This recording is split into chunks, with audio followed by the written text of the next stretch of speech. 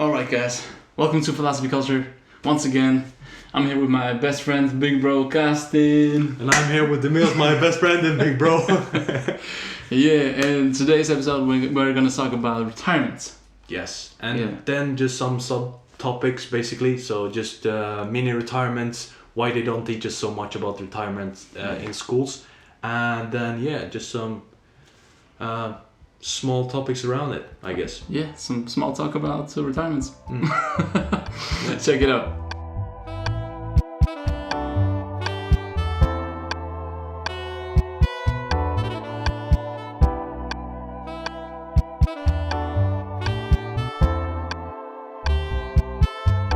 So how would you like to start?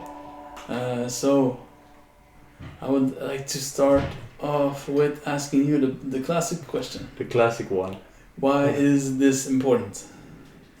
I would say that retirement is important because I believe that everyone, like the first thought that comes in mind when you think about retirement is, being like 65 or 70 years old and without so much energy and, without so much energy but a lot of money instead in your pockets, hopefully. So and I think besides that, I think it's important to discuss it because there are so many ways to actually retire earlier than 65 or 70 years old or so you can retire as a young person. But then comes the question, do you actually retire or do you keep working or keep doing other projects sort of? So I think retirement is a very broad sort of concept. And that's why it will be a pleasure to talk with you about it. It will be fun for sure. So why do you think it's important? I think it is important because it's so we're so used to talking about retirement. We are so used to seeing the old people retire and all that, and now when the world is changing, it's such a rapid pace. I think a lot of people maybe should reconsider what they mean by retiring, since now there are so many opportunities to still be you or like still do work without being or without having to retire completely. I don't know if that made sense, but yeah. No, it makes sense. But you know what I mean? Yeah. So that's interesting. So like, because I don't know. First question that comes to mind is, should we retire? Should we retire? That's a very good question, a very interesting one, because there was I don't exactly remember. I never remember if it's an interview or a post on social media or wherever I got this from, but there was a doctor that said that we are always, like, if you take an average person, you work for like 40 years, like all day, all night, like a sort of engine. And then when you retire, that stress and that sort of pressure that you have on your shoulders basically doesn't exist there anymore. And so that's when the different diseases and all the problems comes related to, like that's why he or she believed that people are getting diabetes and all kind of other diseases. Right. Because it's basically an engine that suddenly stops. So just to conclude that thought or thing, I would say that it becomes very important to have a hobby or some sort of other activities besides your job or like main occupation. Yeah, for sure. And that is what so many generations before us have lived a life like.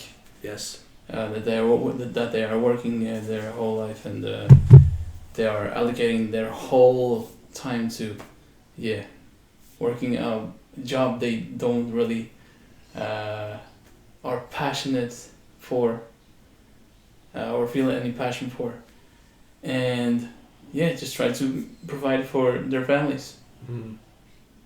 And when it's time to retire, like you said, it's like a shock to their whole identity in a way, if they haven't developed like new interests and stuff like that. So it can result in depression, all kinds of bad stuff, and also since in a lot of cases their kids are trying to go and live their life as well. So you can end up lonely. Absolutely, and I think loneliness is another factor that affects the rate of depression, and or like not the rate of maybe not the rate of depression, but the what do you call it? The chances of actually getting depressed. So yeah. For sure. And then we have the stress factor again. That retirement is usually. I think it could be somehow related to when you retire you have less stress. You just live your life. Yeah. And I think that it depends on what kind of stress you sort of experience throughout your entire life. Yeah. Because I think it was Jeff Bezos that said that, you're getting stressed about things that you don't really know, or like there is some sort of uncertainty in the things you do. So you could be stressed. Like there could be some positive stress because like what you have to do, and like I'm ready for it, but I just got a lot of stuff to do. And then there's this negative stress that is caused by the uncertainty in your life, and that you don't actually know what's like. You don't have this kind of stability, sort of. Could be, yeah. So I don't know. I think he said something towards that direction. So yeah. But like now I think we have the opportunity to. So especially with social media, I think we have the opportunity to work our whole lives without feeling like we are working really, really hard. So the whole retirement thing also becomes more blurry in that kind of sense as well, because I think the whole notion of retirement is to finally escape the rat race in a way, or more so escape their life that they weren't happy about living. Because most of the people that are really, I think, really aiming at the whole retirement thing is because they don't really like what they do. Because I don't know. I think if you have a job that you really love and it isn't too demanding on your body, either physically or mentally, I think you could do it your whole life. Yeah, of course. And I think that's also why some people are like they never retire. Yeah. They just keep working because they really like what they do. Like they really like their job or their business or whatever they do. Yeah. And so they want to keep working. So yeah, that's an interesting perspective. And also another factor, or if you want to maybe no, keep going, because you had some good points there. Like another factor is that pensions aren't guaranteed anymore. Or like that is at least how I feel, since also now we have the increase in older people in societies, and also just a lot of politics. So people need to be smart in where they invest their money. They need to start to think about investing if they want to have a good pension, so to say. And a tricky thing, now I'm just gonna go on a ramble, but a tricky thing in US is, which I heard from the Jordan Peterson podcast, is the 401k fund that you can invest in to kind of save for retirement. The fund is owned by BlackRock. Of course. Yeah, Which doesn't surprise me. They own everything. Like, things like that, and it's just more complicated than ever almost with the whole retirement thing. So I almost feel like it's. Oh my goodness! It's more complicated than ever with the whole retirement thing. Yeah. And exactly as you said. The pensions aren't guaranteed anymore, and when it comes to the investment part, because some people usually, put this, like during their entire career, they usually put aside some sum of money every month, every year, that they then invest in probably stock, on the stock market, or mutual funds and stuff, and there comes another question: how guaranteed is the money that you actually put in the mutual funds when you will retire? Because, for example, you invest some money now, and let's say in 1 year they could have grown by the rate of like 7%. But 40-50 years from now, who knows what the mutual fund will, result. Cheetah. Gosh, man. Alright. This is a very interactive podcast, so we love animals, we love dogs, so yeah, they're the best creatures on the world, so they are also voicing their opinion on retirement.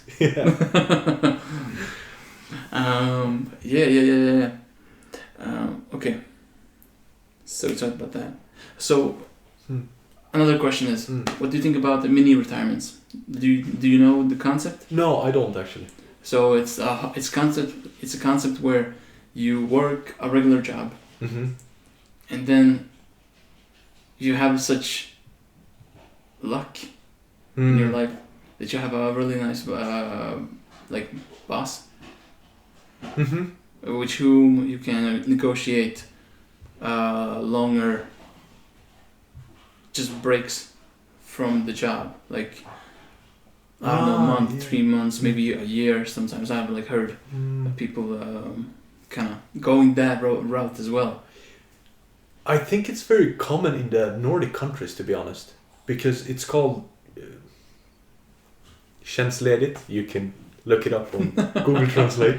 But I've heard that some people do, and they basically take, they take this vacation or this mini retirement for I don't know, up to some years actually. Right. Where they just do their own thing, travel. I don't know what they do. Yeah. And then they basically come back, but they are obviously not paid during that retirement period, if you want to call it that way. Yeah.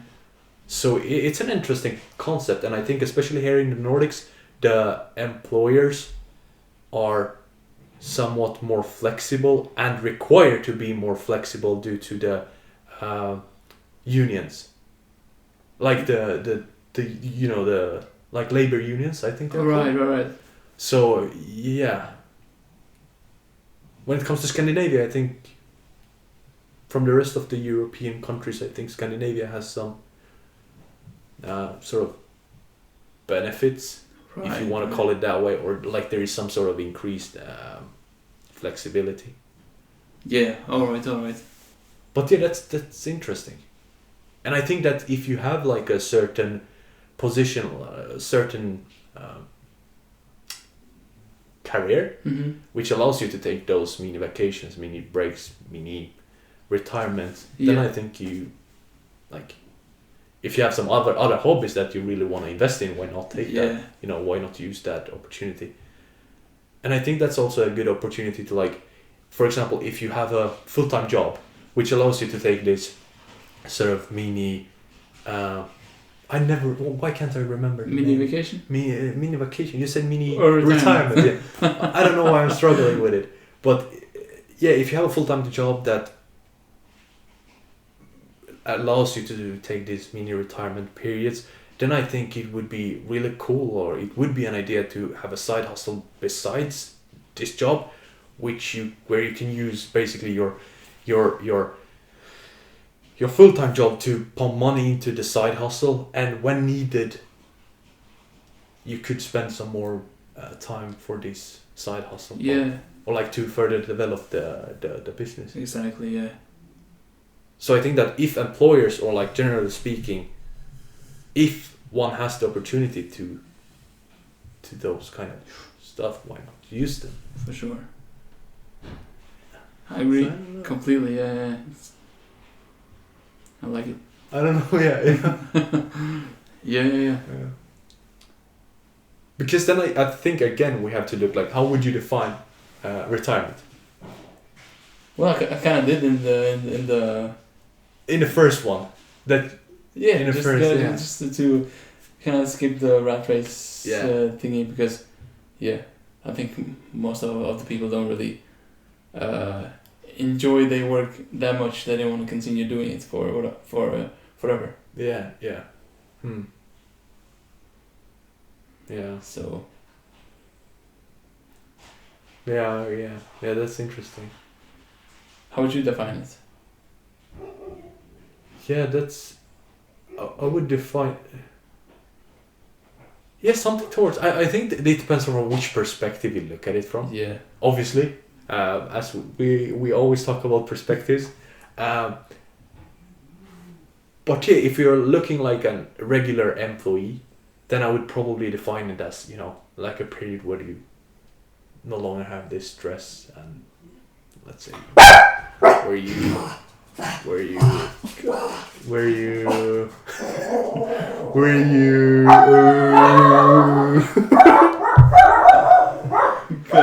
have basically escaped the rat race and don't need to work anymore. Dog mix. So, what were we talking about? Mini retirements, I think. That was the Yeah. last thing we talked about. So, yeah. I have one last thing I would like to bring up. Sure, let's go. Why isn't anybody teaching us how to think about retirement? Like we don't hear about it in school. Any kind of it's yeah. Yeah. Only on the internet can you hear people talking about like that kind of stuff. Like retirement and how to save and stuff like that. Yeah. Yeah. Yeah, that's an interesting question, because we don't learn a lot of stuff in school actually. Yeah. We learn some stuff, but not the most practical. Yeah. So that's a good question. Maybe I'm like putting you on the spot right now. Yeah, right now, yeah. Why aren't we? Yeah. No, but I don't know, actually. I don't know. Yeah. It's a tricky question. Mm. But maybe one factor could be that why would you teach a 18-year-old boy or girl what to do when retire, or how to save up for their retirement? Well, yeah. It's kind of a valid point. Even though I think they should be, like, you should have like a future, let's say, futuristic site, like site. If yeah. But yeah, I guess that's just generally with schools, right? That we are taught to be Workers, and maybe not think so much into the future. Yeah. Probably. Not think too much by ourselves and stuff, I like. Because sure, we are talking about thinking critically and all that stuff, but we aren't really taught to think critically, like, that isn't a big part. Maybe we have had a few lessons here and there where we should analyze an old article from like the 1980s about cigarettes or something. I don't know. Yeah. That's an interesting, because like now I feel that we are, like coming more towards the school sort of topic. Yeah. But I think that's really and I think it's valid for the like in the retirement topic as well, because school is part of your life as retirement. Yeah. And so yeah, I completely agree with you. Even though I think that it depends how like which factors and what you choose to bring from school to your real life. So for example, some like some let's say assignments are very much analysis like analytical and put a lot of emphasis on criticizing certain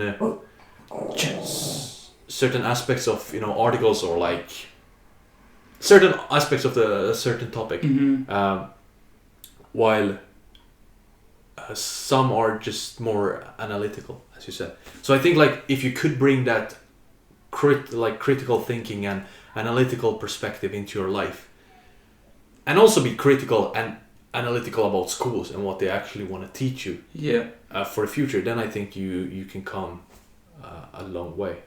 So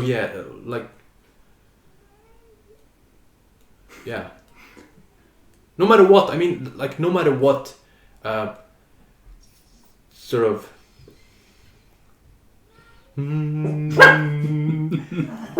like no matter if you hate school or like school, I think you could like if you could see some like you could learn something from it. Yeah, for sure. Yeah. How about you? What do you think?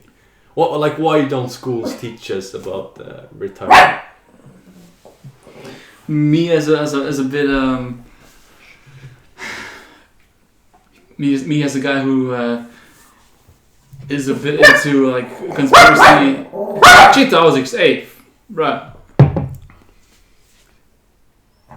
Me as a guy who kind of enjoys the and believes probably in the more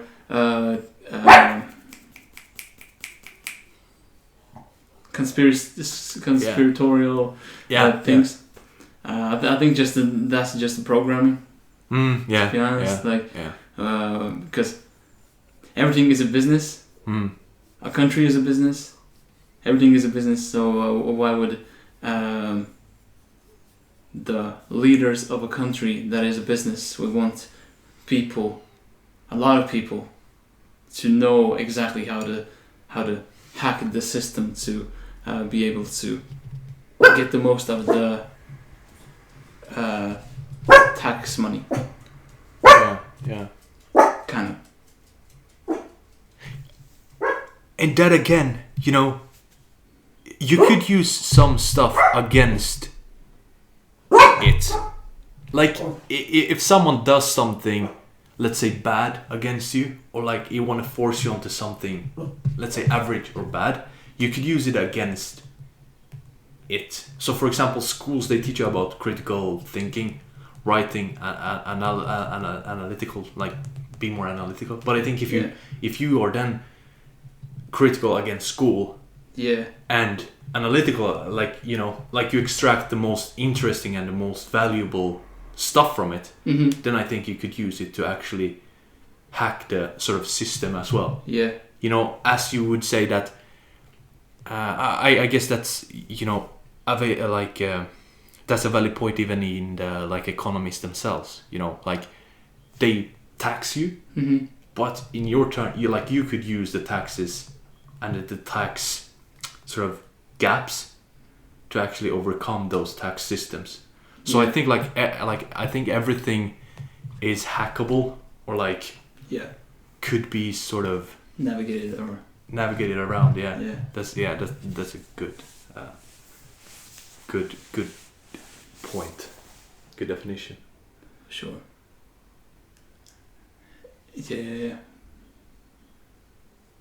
So it's interesting.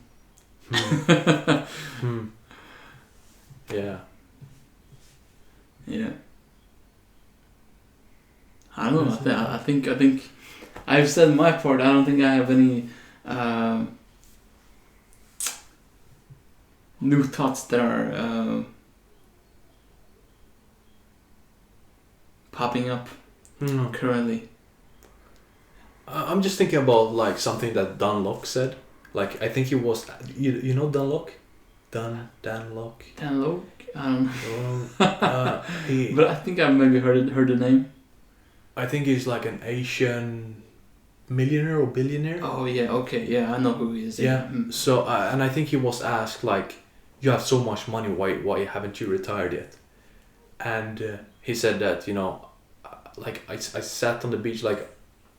I acted retired for like a certain amount of time, but then you basically just get bored. Yeah. And I think that especially since you're young and you're like traveling the world and stuff like that, I think you still need some kind of like you will still have to work or like do something that's like something work related instead of like creating a YouTube video or like something that some people could categorize as work, even though you might think that it's something fun. Mm-hmm. And yeah. No, for sure. Yeah, that's a good point, and I think that's that the whole notion of being retired and doing nothing. It's overrated because most people don't get to experience it. So it's really put on a pedestal. Yeah. People don't admire that, but once you get there, I think you get bored. Even though it's hard to believe it myself, because like, damn, if I was retired now, I would just I would never get bored. So you would never get bored. Yeah. I think so because there are so much things to do. You can travel the countries that you like and stay there for a longer time to truly experience the culture and the surroundings, the people, the food, everything. Then you have so many new activities you can like. One of the things I kind of dream about when I reach that kind of situation in my life. Yeah. It's just to learn. Study stuff I want to study. Yeah. Develop as a human, spirituality, all that other good stuff. Yeah. So, I don't really. At the moment, I don't really see how you can get bored, but since it has been said so many times, it has to hold some truth. But I don't know. Yeah, I think you mentioned like doing nothing, and I think that's why some people are looking so much forward to a retirement because they are looking forward to that sort of period where they aren't forced to do anything, where they can basically do nothing. But I think that some other people, like us, that we really want to learn stuff and get better both physically, spirituality, mentally, whatever you want to get into. Then I think you would still have a lot of stuff to do. Like you will still come up. I think we discussed like on the question, what would you do if you have infinite amount of money? Yeah. And then we were like, traveling, learning a lot of stuff. Exactly. So it's like hard to believe that you will get bored. Yeah. Sure. But yeah. Well, that's interesting. We'll have to wait and see. Yeah, exactly. Yeah. So yeah. All right. Thank you guys for listening to today's episode, and I hope we hope that you got some really valuable information on how to navigate life spin. So sure. And comment down below. We want to create a cool community of cool thinkers. So let us know what you think about retirement, what your ideas about retiring are. So yeah, we look forward to hearing what you think, and until next time, push the subscribe button. Yeah, till next time. Adios.